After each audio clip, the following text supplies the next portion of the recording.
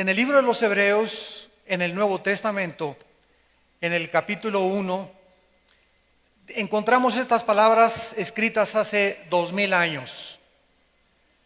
Dios, habiendo hablado muchas veces y de muchas maneras en otro tiempo a los padres por los profetas, en estos postreros días nos ha hablado por el Hijo, a quien constituyó heredero de todo y por quien asimismo hizo el universo, el cual, siendo el resplandor de su gloria y la imagen misma de su sustancia, y quien sustenta todas las cosas con la palabra de su poder, habiendo efectuado la purificación de nuestros pecados por medio de sí mismo, se sentó a la diestra de la majestad en las alturas.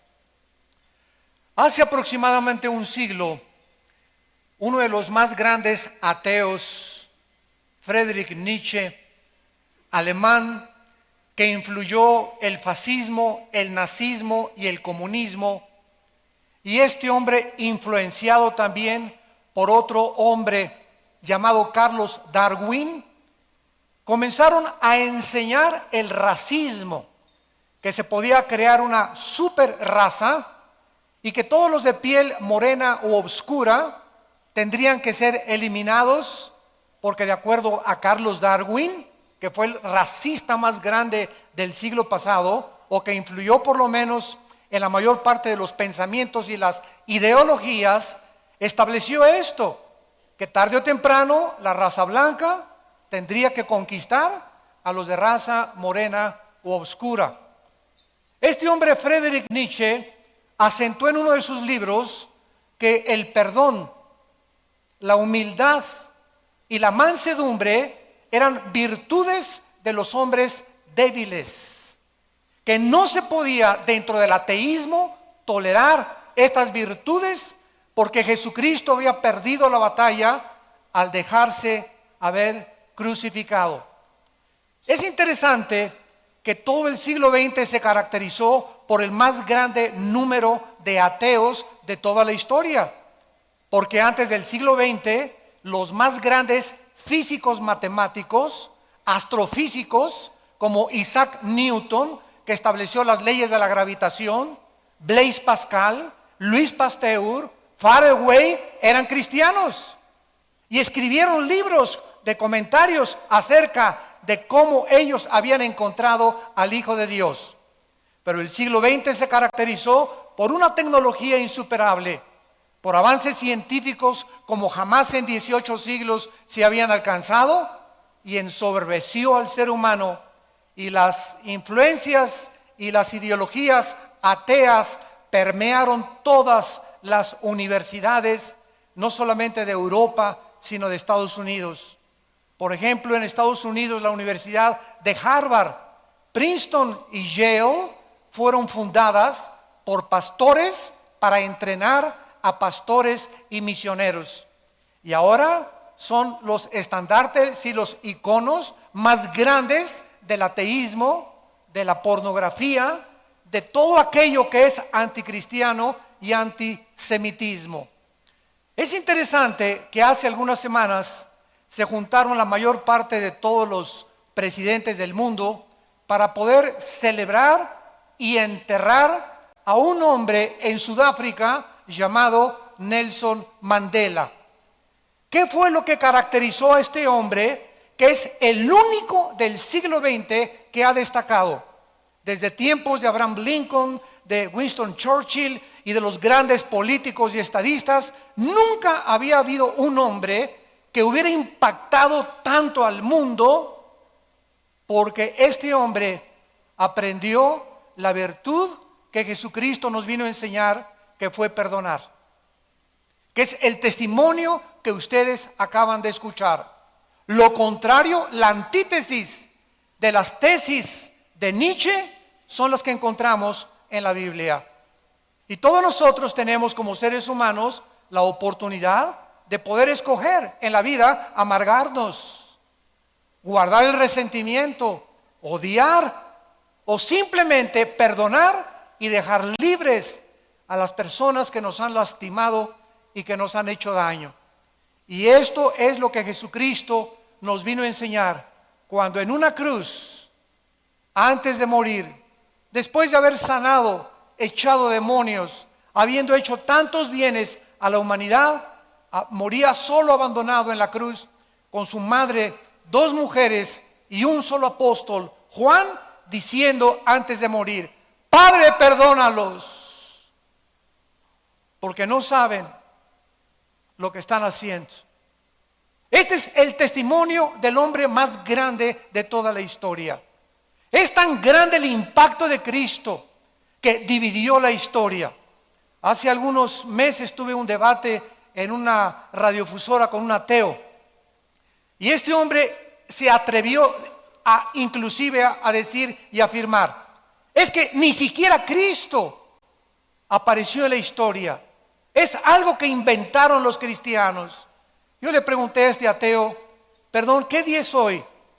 Y me contestó: estamos a 2 de mayo de 1999. Y le contesté: ¿desde cuándo estamos contando 1999?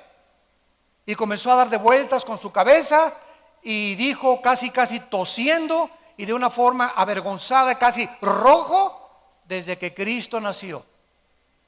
Entonces le dije: ¿cómo es posible que usted, sabiendo que la misma historia se cuenta antes y después de Cristo, pueda usted atreverse a negar la existencia de este hombre que dividió la historia? Ni Buda, ni Mahoma, ni Hare Krishna, ni Zoroastro, ni ningún líder que usted me pueda mencionar ha impactado a la humanidad como el Hijo de Dios. Además, es tan grande la vida de Cristo que no solamente dividió la historia, damas y caballeros, sino que ahorita, en esta época que estamos viviendo, que se llama la natividad porque viene del latín de nacer, estamos celebrando el nacimiento del Hijo de Dios. Y aunque sabemos los cristianos que Cristo no nació el 24 de diciembre, Cristo nació en el mes de Tishri, que corresponde al mes de septiembre de nuestro calendario solar. Pero aun cuando no haya nacido el 24, se aprovecha para poder dar testimonio, donde comienza un espíritu de melancolía entre todos los seres del mundo, de este planeta, y comenzamos a ofrecernos regalos. ¿De dónde viene esta inspiración? De comenzar ahora a sentir regalarnos algo. De tal manera amó Dios al mundo que dio a su Hijo unigénito. El regalo más grande que Dios nos ha dado fue Jesucristo. Y desde hace 2000 años a nuestros días, nosotros celebramos la Navidad regalándonos algo, porque viene del regalo que Dios nos dio en la persona de su Hijo Jesucristo. Hasta los ateos tienen la cena de Navidad en esta época. Y nos damos cuenta que no solamente Cristo es el divisor de la historia, y también se celebra su nacimiento, porque si yo te pregunto, ¿tú sabes cuándo nació Buda? ¿Cuándo nació Mahoma? ¿Cuándo se celebra el cumpleaños de Mahatma Gandhi? ¿O cuándo se celebra el cumpleaños del Maharaji Hashi Kachimakakachi?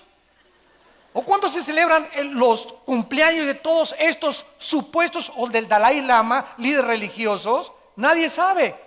Pero es precisamente el cumpleaños del Hijo de Dios el cual reúne a más de las casi 199 naciones que forman el planeta Tierra actualmente.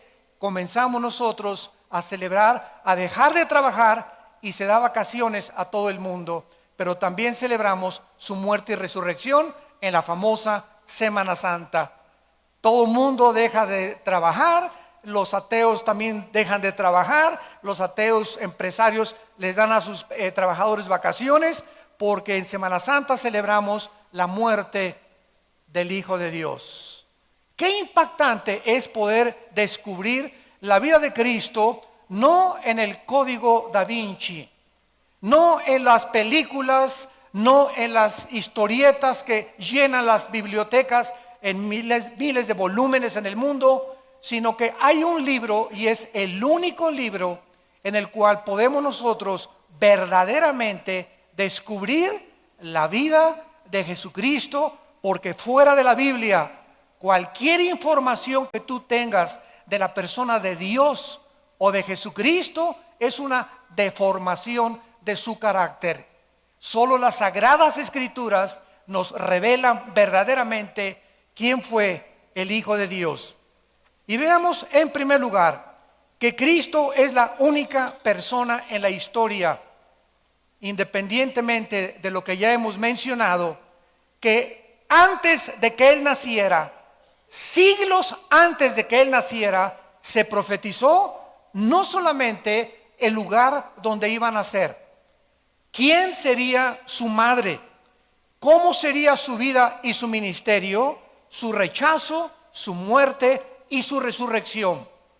Hace algunos años murió también un gran ateo, astrónomo, astrofísico llamado Carlos Sagan. Carlos Sagan, antes de morir, dijo estas palabras: yo no creo en Dios porque no nos dejó evidencias de que Él existía. Si algún día se me hubiera parecido un ángel o algún día hubiera tenido una experiencia mística sobrenatural, yo hubiera creído en Dios. Y le dijo a su familia antes de morir: no hay ningún propósito para vivir en la vida.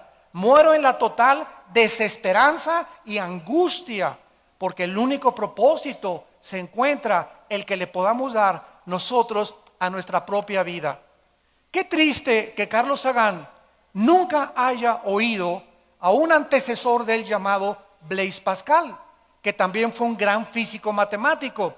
Un día, teniendo un debate con un ateo, Blaise Pascal le comenzó a tratar de dar evidencias al ateo de que Dios existía. Y Blaise Pascal le dijo: el diseño y el orden del universo cuentan la gloria y la obra de un ser sobrenatural. El universo está perfectamente bien afinado.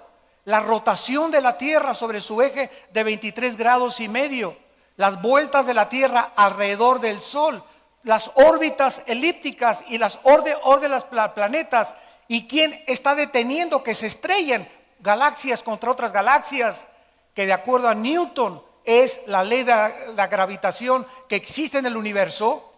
El ateo le dijo: mira, todas estas cosas tú las puedes creer, pero yo no las creo. Entonces Blaise Pascal decidió hacer en su estudio, en su casa, un modelo a escala del universo. Entonces colgó el Sol y la Luna y Mercurio y Venus. Así era maravillosa la forma como Blaise Pascal hizo el modelo del universo en el estudio de su casa, e invitó al ateo a comer. Y cuando el ateo llegó a comer, le preguntó: oye, qué maravillosa reproducción has hecho del universo, ¿quién la hizo? Y Blaise Pascal le contestó y le dijo: se hizo sola. O sea, es increíble la irracionalidad de, al ver una pintura, tiene que haber un pintor. Detrás de una escultura, tiene que haber un escultor. Detrás de una obra de teatro, tiene que haber un director. Detrás de una construcción, tiene que haber un ingeniero o un arquitecto. Detrás de todo lo que existe, tiene que haber una causa. Es imposible filosófica y racionalmente llegar a concluir: Dios no existe porque no hay evidencias de su existencia, cuando estamos rodeados de un universo que nos muestra la obra de un supremo creador y legislador de la moral. En el libro de Miqueas, en el Antiguo Testamento, 700 años antes de que Cristo naciera, 700 años, damas y caballeros, antes de que Cristo naciera, si alguien está buscando evidencias, si no te basta el orden y el diseño inteligente del universo para que dé testimonio en tu conciencia la existencia de un Dios, veamos las evidencias de la Biblia. Es el libro que tus maestros y muchos directores de universidad yo he tenido que enfrentar, que les han enseñado a los alumnos, por ser ateos, que la Biblia es un libro que está alterado, que es un libro que tiene muchos errores, que son puros mitos y leyendas. Y cuando les pregunto a estos ateos ¿de dónde sacaron esas conclusiones? Siempre te van a contestar: alguien me lo sugirió o alguien me lo dijo.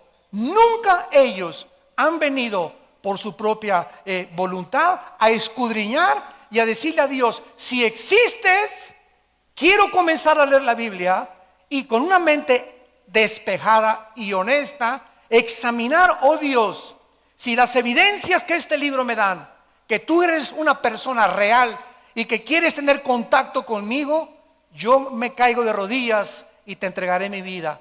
Pero detrás del ateísmo no se encuentra la intelectualidad.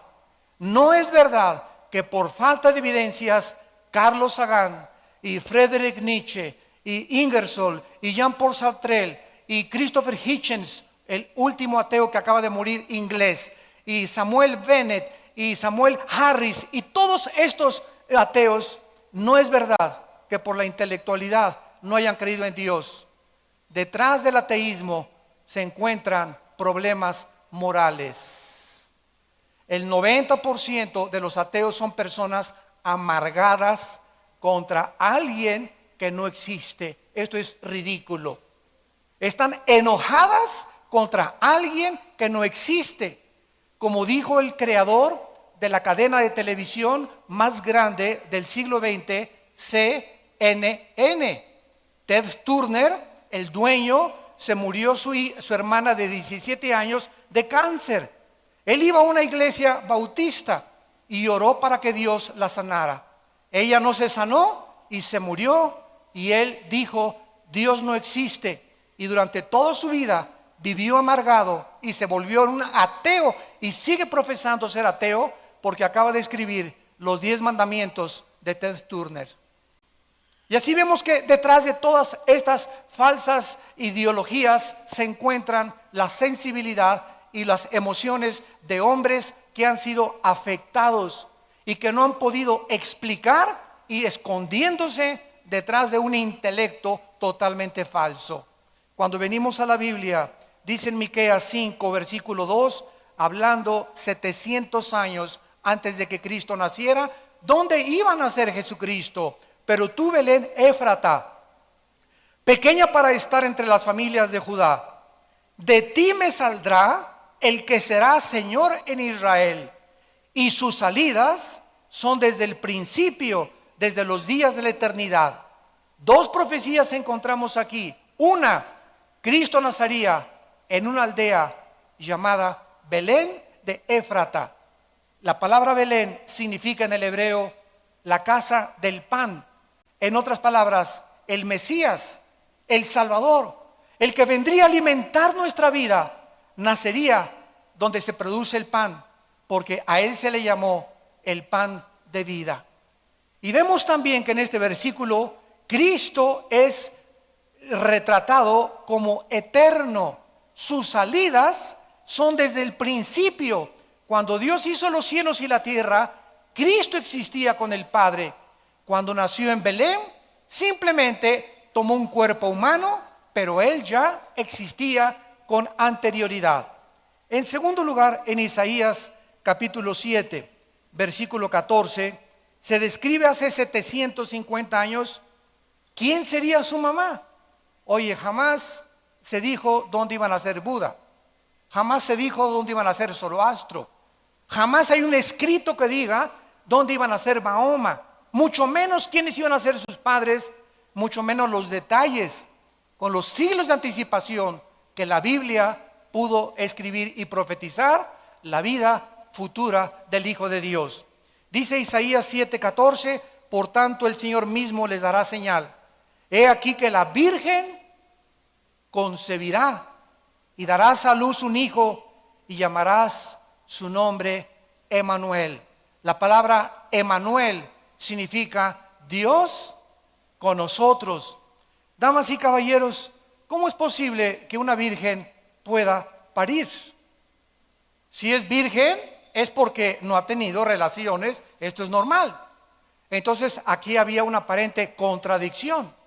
¿Cómo puede una virgen ser embarazada? En ese momento ya no es virgen.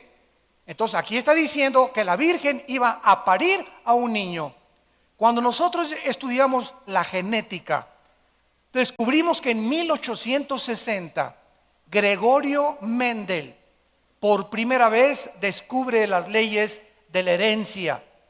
No fue hasta 1954, años después, que el doctor Crick descubre en Estados Unidos, él comienza a descifrar el ADN, el código genético que tenemos en cada una de las billones de células de nuestro cuerpo. En otras palabras, para los que no tengan mucha información, tenemos billones de células. Simplemente en el cerebro tenemos más de 25,000 millones de neuronas.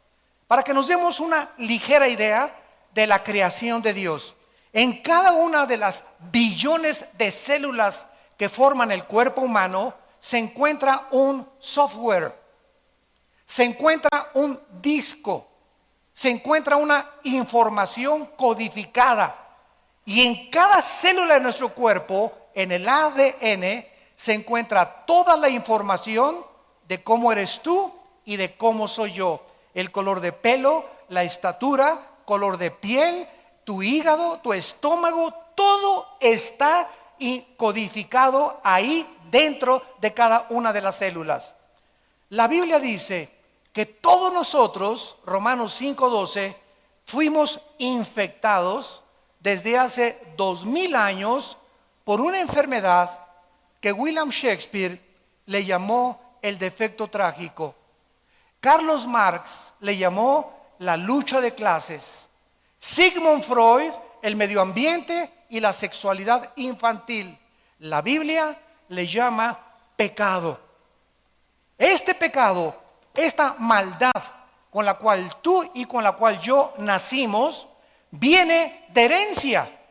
Pero hasta 1860 que se descubren las leyes de la herencia, comenzamos a entender de qué forma hemos heredado el color de ojos, la cicatriz de tu abuelita, las orejas de papalote de tu abuelo, la nariz de guacamaya africana de tu abuelita, etcétera, etcétera.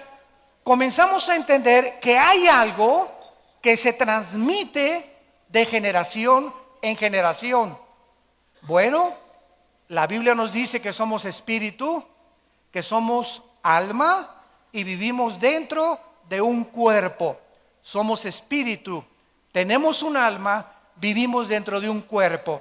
Si nosotros hemos heredado características físicas y hasta emocionales, porque muchos dicen tiene el carácter de la abuela, tiene el carácter del papá. Hemos heredado cualidades físicas y emocionales. La Biblia dice que si somos espíritu, hemos heredado también algo espiritual que ningún libro en los billones de volúmenes de literatura que existen en las bibliotecas, ningún libro más que la Biblia nos revela que el ser humano nació infectado con una enfermedad espiritual que se llama pecado. ¿Qué es el pecado? Esa maldad que un niño de un año y medio comienza a manifestar cuando se convierte en el dictador más grande de su casa. Cuando un niño de 2 años no lo enseñas a hacer berrinches, lo enseñamos a portarse bien, pero a nadie le enseña a nadie portarse mal, porque la maldad nació con nosotros en el corazón.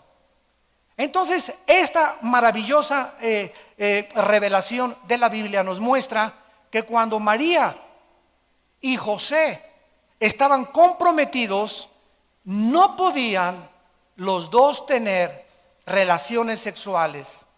Independientemente de porque no estaban casados, si José, escúchenme con mucha atención, esto fue escrito hace 2000 años, señores médicos y genetistas.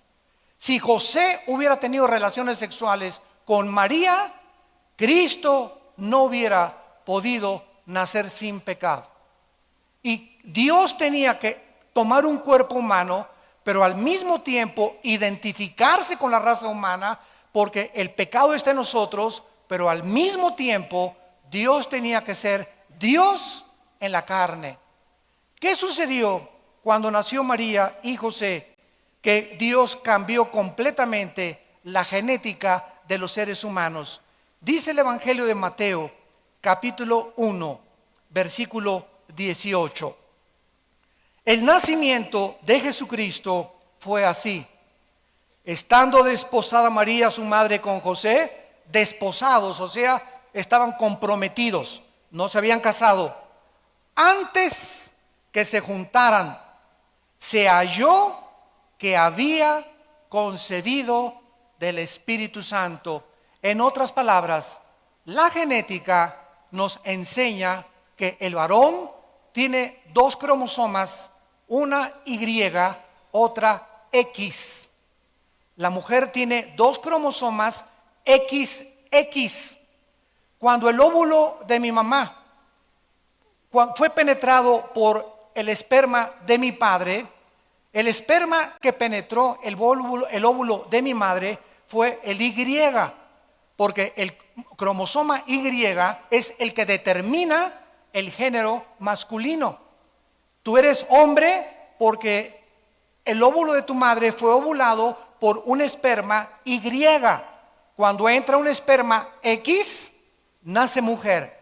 Entonces, desde Adán a nuestros días, el cromosoma Y de los hombres lo traemos infectado con el pecado. Entonces, si José hubiera tenido relaciones con María, la hubiera infectado a través del cromosoma Y. ¿Qué hizo Dios? José, hazte un lado. Un ángel se le revela a María. María se asusta. ¿Cómo es posible que yo pueda embarazarme si no conozco varón? Y además, en toda la colonia de Tlalnepantla me van a comenzar a corretear y a decirme: adúltera, ¿verdad? Tuviste relaciones antes de casarte. Y el ángel le comunica a María y le dice: María, no tengas miedo, porque el santo ser que va a nacer dentro de tu matriz será llamado Hijo de Dios, Hijo del Altísimo. José no va a tener nada que ver en este nacimiento para que él pueda nacer sin pecado, porque se necesita alguien sin pecado que pague por los pecados de los seres humanos en una cruz. José también se espantó, y entonces cuando él comienza a darse cuenta que le comienza a crecer la pancita a María, imagínense nada más qué decepción de un hombre, ¿verdad? Oye, tú y yo no tenemos nada que ver, ni siquiera te he dado besos, y de repente ya estás embarazada. Un ángel se le aparece a José también y le dice a José: no tengas miedo de recibir a tu mujer, porque nadie la ha embarazado, la embarazó el Espíritu de Dios. Esto es maravilloso cuando la genética hace algunos siglos comenzó a ser descubierta, y nos comenzamos a maravillar y a decir: la Biblia tenía razón.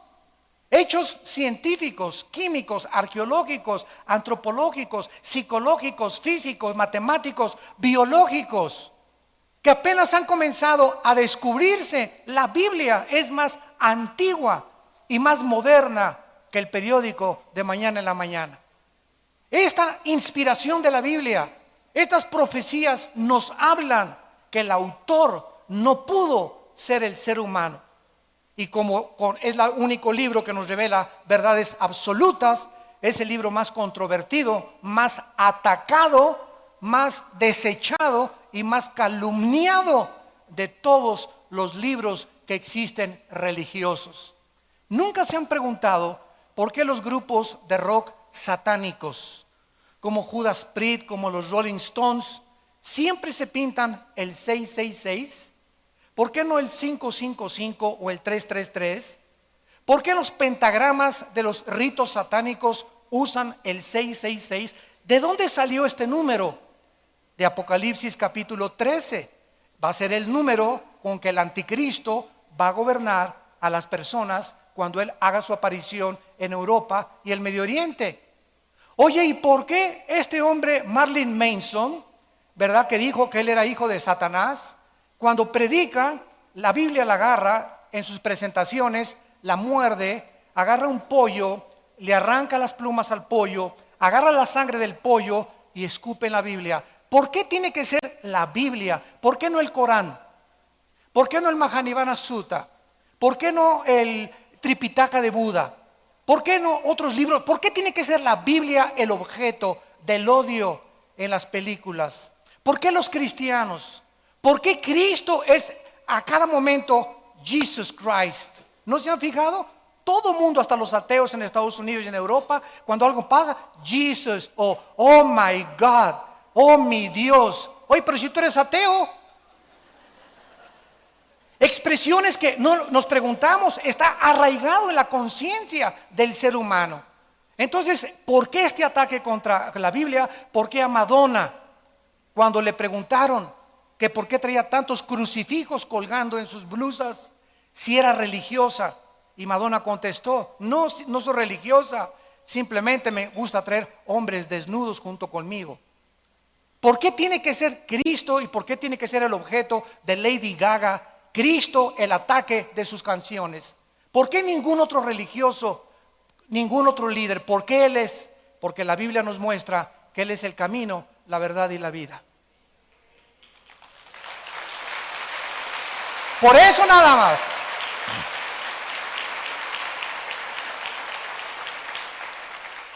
Cristo entra al mundo sobrenaturalmente a través del nacimiento de una virgen. Vemos también que al comenzar a crecer Cristo a los 12 años, Lucas capítulo 2, asombra a los sabios y teólogos de su época. Esto hace a un lado la supuesta mitología de que Cristo aprendió su sabiduría de los esenios o de los egipcios.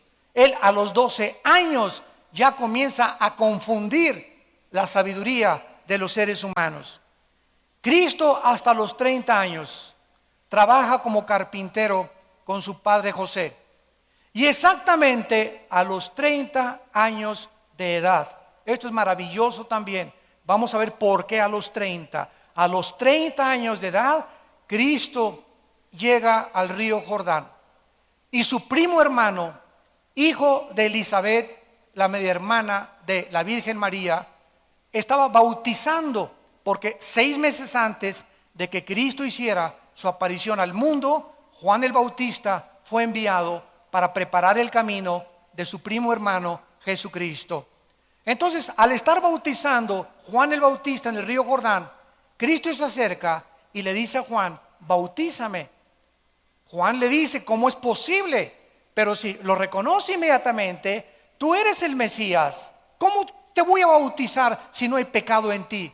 Cristo le contesta: hazlo para que toda justicia se pueda cumplir. En otras palabras, la muerte de Cristo no solamente era para pagar nuestros pecados, sino que la vida de Cristo tenía que ser una vida justa también. Fue su justicia y su muerte en la cruz las dos cosas necesarias para que tú y yo fuéramos perdonados de nuestros pecados. En el Antiguo Testamento, cuando los familiares de alguna persona que pecaba traían un cordero al sacerdote, el sacerdote examinaba el cordero, examinaba el chivo, examinaba el becerro, y no tenía que tener defecto. El sacrificio no podía tener la pata quebrada, ni manco, ni tuerto, ni con lepra, ni con sarna. Tenía que ser limpio. Y cuando el sacerdote lo examinaba, lo ponían en el altar y lo sacrificaban para cubrir los pecados, no para perdonar los pecados. Cuando Cristo llega a la cruz, tenía que ser examinado por su Padre. Y al llegar a la cruz, Él tenía que ser el sacrificio limpio, sin defecto, sin pecado, porque Dios es un Dios santo y justo, y Él odia y abomina el pecado en nuestras vidas.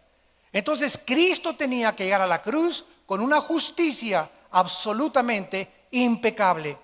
Juan el Bautista, al bautizar a Cristo, levanta el dedo y enfrente de toda la gente dice estas palabras: he aquí el Cordero de Dios que quita el pecado del mundo.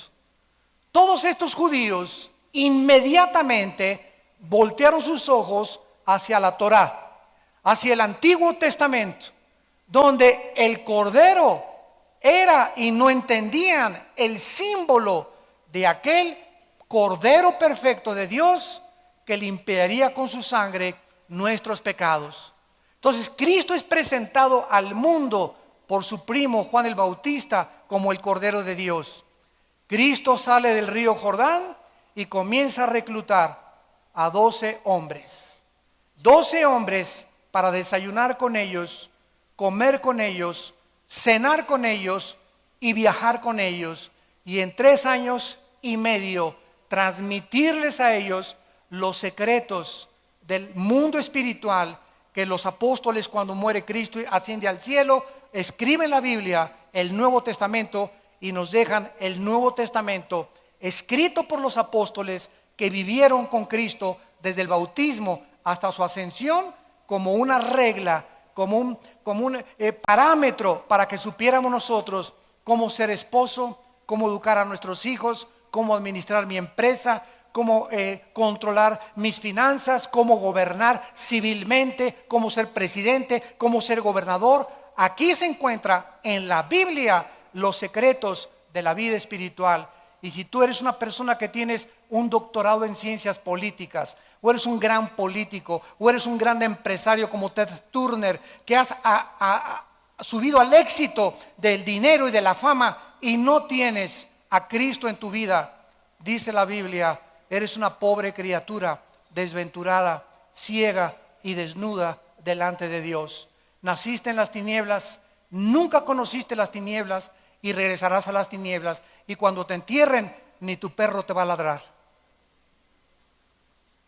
Qué triste es cuando nosotros creemos que en la corta vida que tenemos, 50, 60, 70, los más robustos, 80, 85 años de edad, qué triste es pasar por la vida y lo único que anhelaste fue hacer dinero, hacerte un hombre, que la gente te aplaudiera, te reconociera. ¿Por qué reconoció el mundo a Nelson Mandela? No solamente este hombre perdonó, sino que todos los grandes psicólogos han coincidido, de acuerdo a la Asociación de Psiquiatría Americana en Los Ángeles, esto me impactó muchísimo, han reconocido que este hombre ha sido de los hombres más humildes del siglo XX. ¿Qué pasó con este hombre que con esa humildad y ese perdón hizo reunir a todo el mundo alrededor de su muerte? Cuando estuvo en la cárcel, los 27 años que Nelson Mandela estuvo en la cárcel, un hijo de un guardia de la prisión le comenzó a Mandela a leer la Biblia. Y todos los días le leía un salmo de los salmos de David. Y cuando Mandela comenzó a estudiar la vida de Jesucristo, él comenzó a descubrir que la grandeza del humano no se encontraba en que nos sirvieran, sino en que aquel que dijo, he venido para servirlos, y el mayor entre ustedes no es el que es servido, sino el que sirve a los demás. Virtudes que chocan con el carácter del ser humano en el siglo XXI. Ahora todos los seres humanos, ¿verdad? Queremos, a ver, tráeme esto, y por acá, y por allá, y traer guaruras, y traer por acá, y que la gente, y siempre que tienes gente a tu alrededor te sientes grande, manejas así ni volteas a ver en tu Lamborghini, ¿verdad? Y tenemos unas ínfulas que son ridículas de soberbia que no pueden caber en la grandeza de un hombre verdadero delante de Dios. Y gracias a Dios tal vez ha sido uno de los últimos hombres que han personificado la humildad y el perdón, para que aprendamos cómo el mismo mundo que se levantó en el ateísmo en el siglo XX se inclina y reconoce y honra a los que perdonan y a los que son humildes de corazón, porque esa honra viene del cielo y no de los hombres. Finalmente Cristo demuestra su poder mientras está en este planeta, contra los vientos, el agua y el mar, contra las enfermedades, contra los demonios, contra la vida y contra la muerte. Levanta a Lázaro de entre los muertos. Un hombre que tenía 3 días de muerto ya, hedía, apestaba Lázaro ya. Y cuando en el capítulo 11 del Evangelio de Juan, Cristo ante toda la multitud grita: Lázaro, ven fuera. Lázaro, todo vendado, sale de la tumba y comienza a decirles a los discípulos: quítenles las vendas. Ese día que los fariseos vieron el milagro en el capítulo 11 del Evangelio de Juan, el mismo día que él resucita a Lázaro, planean asesinarlo. Demostrándonos la Biblia que los milagros, escúcheme con mucha atención, los milagros a nadie van a convertir. Porque la fe no es por el ver, la fe es por el oír la palabra de Dios.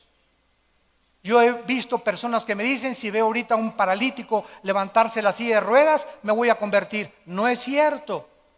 Tus emociones van a ser alteradas, le contesto. Te vas a sorprender, vas a decir: esto realmente, si esto es sobrenatural, Dios existe.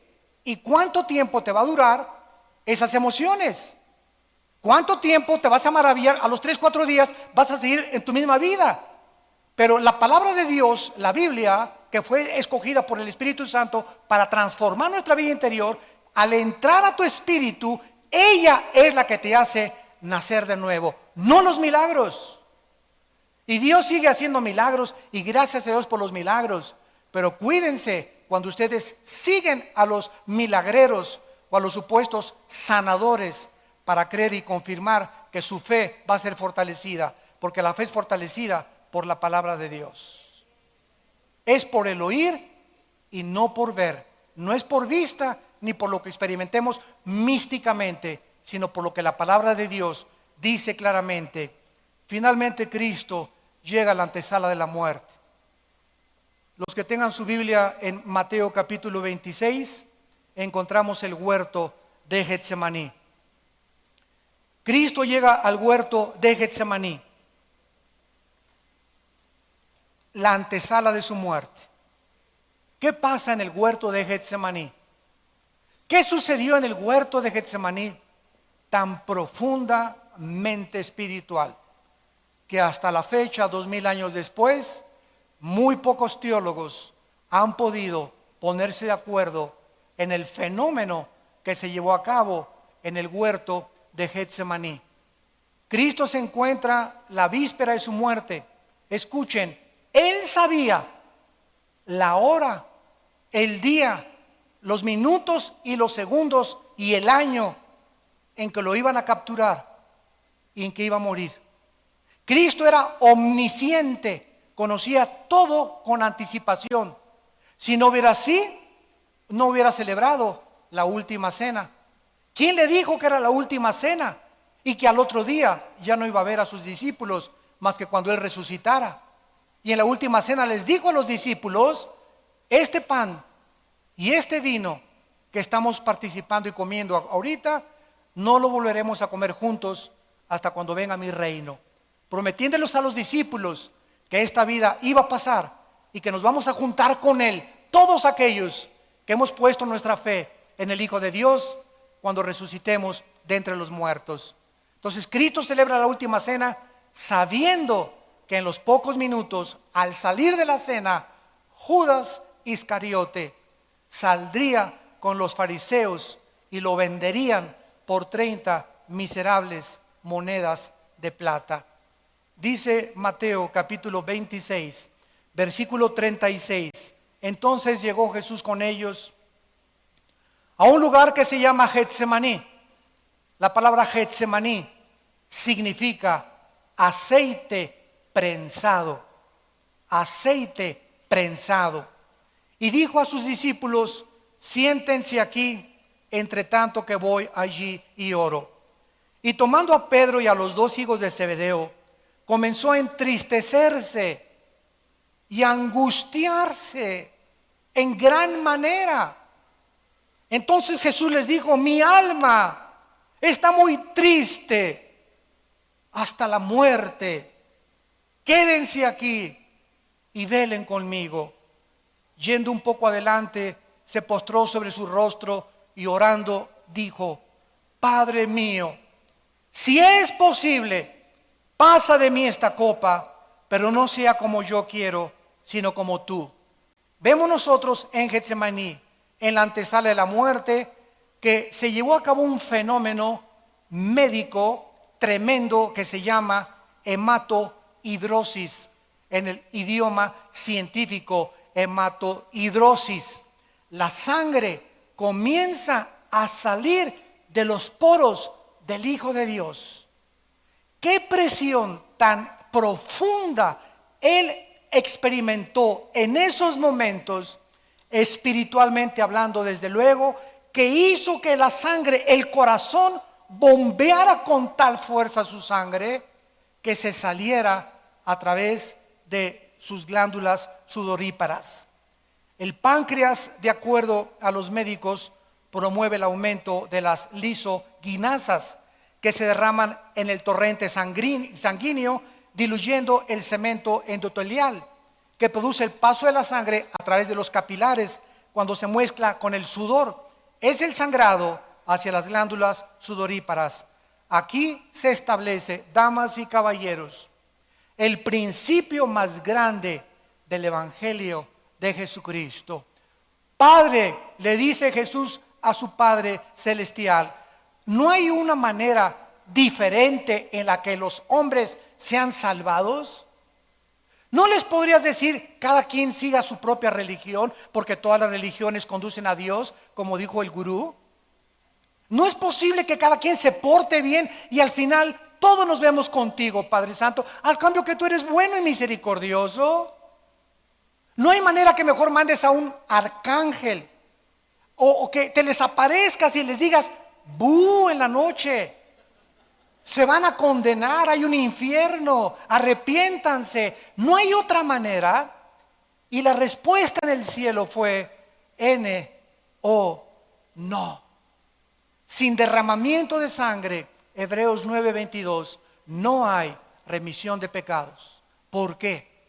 Porque antes de que se descubriera, escuchen esto, otro aspecto científico de la Biblia, antes de que se descubriera la circulación de la sangre, la Biblia en Levítico 17:11, hace aproximadamente 3500 años, decía estas palabras: la vida de la carne está en la sangre.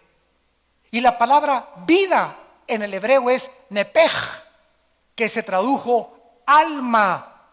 La vida del cuerpo está en el alma. El alma se encuentra en la sangre. El alma tuya y mi alma se encuentra en la sangre. Es la sangre que Cristo derramó en la cruz.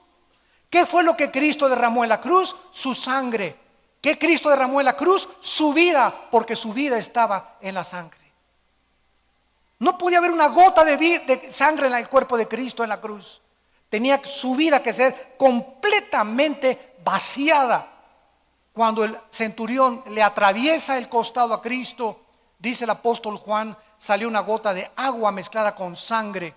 De acuerdo a la cardiología moderna, los cardiólogos están de acuerdo en que él sufrió una rotura del pericardio. El pericardio es una bolsa que envuelve el corazón, y cuando el centurión le atraviesa el pericardio, sale una gota de agua con sangre, mostrándonos que ya cuando la sangre se mezcla con el agua que tenemos en el cuerpo, es una indicación de que no hay absolutamente ya más sangre en el cuerpo. Y la pregunta ahora es relevante: ¿de qué murió Cristo? A todos los teólogos y también por la televisión les hacemos la pregunta: ¿de qué murió Cristo? Me van a contestar: de asfixia. No murió de asfixia. Todos los crucificados, los romanos les golpeaban las rodillas para que se colgara el diafragma y murieran asfixiados, ayudándolos a morir más rápido. Pero a Cristo, cuando el centurión se acercó para romperle las piernas, estaba escrito en Éxodo que no le iban a romper ningún hueso. Entonces Cristo ya estaba muerto, pero el centurión, para asegurarse, le atravesó, dijo: por si las flies, ¿verdad? Le atravesamos el costado y vemos a ver si está muerto. La Biblia nos muestra claramente que la muerte de Cristo, clínicamente hablando, no fue por asfixia, no fue por desangramiento. En el Salmo 22, 1000 años antes de que Cristo muriera en la cruz, el rey David escribió las causas por las cuales Cristo iba a morir. Y dice el Salmo 22, Dios mío, ¿por qué me has desamparado? Mi corazón fue como la cera deshaciéndose dentro de mí. Cristo muere porque le explota el corazón de dolor moral. Cuando nuestros pecados fueron puestos sobre su cuerpo, el santo, el justo de Dios no pudo soportar que en ese momento su padre le abandonara en la cruz. Por eso anticipó David diciendo, ¿por qué me has desamparado? Y Cristo gritó, lama sabactani, que en arameo significa, ¿por qué me has desamparado? Algo misterioso pasó en la cruz. El Padre Santo se separa del Hijo cuando nuestros pecados son puestos en el Hijo. Y esos instantes, esos segundos de separación entre el Hijo y el Padre fue lo que hizo a Cristo exclamar en Getsemaní, oh Dios, por favor, si hay otra manera, pasa de mí esta copa. Él no tenía miedo a los clavos, no tenía miedo a los látigos romanos, no tenía miedo a la crucifixión y a las espinas de su cabeza. Lo que a Cristo lo angustió es que nunca en la eternidad antes había sido separado de su Padre. ¿Y qué es el infierno? El infierno es la eterna separación de Dios. ¿Por qué tú vives un infierno actualmente? Porque vives lejos de Dios. ¿Por qué vives estresado? ¿Por qué vives angustiado? ¿Por qué vives con tanto rencor, con tanta amargura? Porque Dios no está en tu vida ni en tu corazón. Y cuando tú clamas a Dios, oh Dios, ven a mi vida, entra, te necesito. Sin ti no puedo hacer nada. Es cuando una paz que sobrepasa el entendimiento guardará tus pensamientos y tu corazón en Cristo Jesús.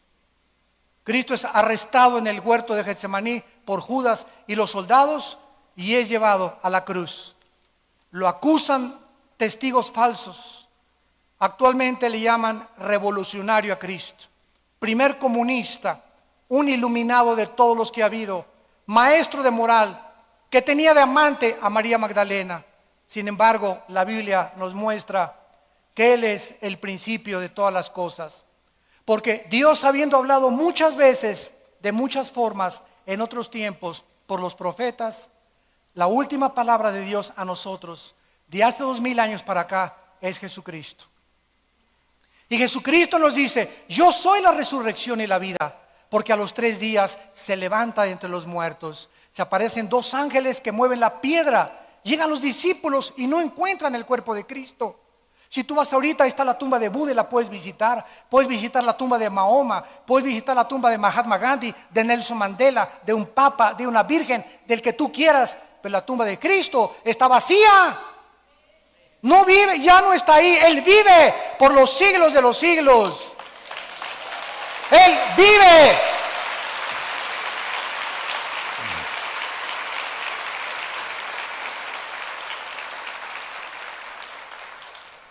¿Quién era Jesucristo? Él mismo lo dijo estando en vida. Juan 5, versículo 21 en adelante. Porque como el Padre levanta a los muertos y les da vida, así también el Hijo a los que quiere da vida. Porque el Padre a nadie juzga, todo el juicio lo dio al Hijo. De cierto les digo, viene la hora, dice Jesús, cuando todos los muertos oirán la voz del Hijo de Dios. Y los que la oyeren vivirán. Porque así como el Padre tiene vida en sí mismo, así también ha dado al Hijo el tener vida en sí mismo. El que honra al Padre honra al Hijo, y el que honra al Hijo honra al Padre que le envió. Cristo nos está diciendo que nadie puede conocer a Dios si antes no viene a Él. De nada te sirve que te vayas a Chapultepec a hacer yoga y meditación trascendental, ni budismo zen, ni que te metas hongos alucinantes de María Sabina allá en Peyote, en Oaxaca, o drogas alucinógenas, o que te concentres y que tengas visiones no hay manera de conectarse con la divinidad más que a través de la persona de su Hijo Jesucristo. Porque a Él escogió el Padre y a Él designó el Padre para que Él fuera el camino hacia Dios. Jesús dijo: yo soy el camino, la verdad y la vida. Si tú no estás en un camino que es Cristo, vas en un camino que conduce a la muerte. Vas en un camino equivocado, y ancha es la puerta que conduce a los hombres a la perdición, y angosta es la puerta que conduce a los hombres a la salvación. ¿En qué camino te encuentras? ¿A qué amo estás sirviendo? ¿Quién es tu, decimos en México vulgarmente, tu gallito giro? ¿Quién es tu religioso? Atrévete a comparar al más grande ídolo que tú tengas con Jesucristo. Atrévete a comparar al más grande líder revolucionario con Jesucristo. Atrévete a comparar cualquier libro que tú quieras con la Biblia. Y no podrías jamás sostener las evidencias de ningún hombre ni de ningún libro más que de Cristo y las Sagradas Escrituras. Y este es el mensaje que a nosotros se nos ha encargado proclamar al mundo. Este mundo, damas y caballeros, se está hundiendo. Los juicios de Dios vienen este año que entra más grandes que todos los años pasados.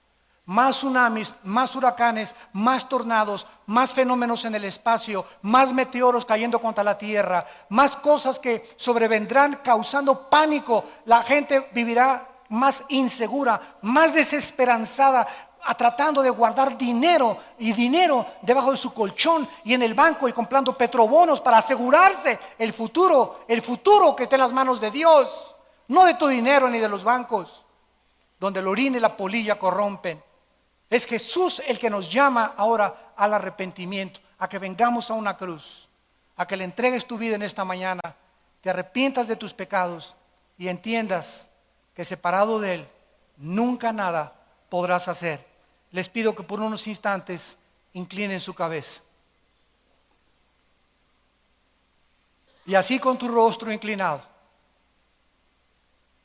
quiero decirte que esta mañana no es coincidencia ni accidente que hayas venido a esta conferencia, porque de tal manera te ama Dios que dio a su Hijo unigénito, para que si tú crees en Él, en este momento no te pierdas ni seas condenado al infierno, donde la llama nunca se apagará, sino que tengas la vida eterna.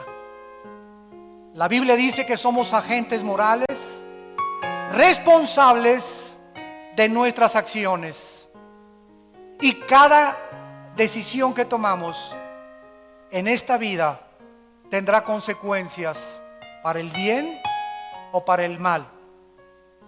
Asegúrate que de aquí en adelante las decisiones que tomes en tu vida estén guiadas por la Biblia, por el Espíritu de Dios, para que no tengas ya de qué lamentar tu pasado, y tu pasado sea limpiado en esta mañana con la sangre preciosa del Hijo de Dios. Invítalo a tu corazón diciéndole estas palabras con toda sinceridad: mi Señor y mi Dios, te pido perdón por mi vida, te pido perdón por mis pecados, porque mi vida te ha ofendido gravemente. Creo que en esa cruz tu santo Hijo Jesucristo, hecho más sublime que los cielos, el cual es el resplandor de tu gloria, derramó su sangre para lavarme en este instante de todo mi pasado. Señor Jesús, te pido, porque creo que a los 3 días resucitaste de los muertos, que entres a mi corazón como mi Señor y mi Salvador. Te pido que me laves, que cambies mi manera de pensar y que me des el poder de vivir una vida diferente delante de tus ojos. En el nombre de Jesús. Amén.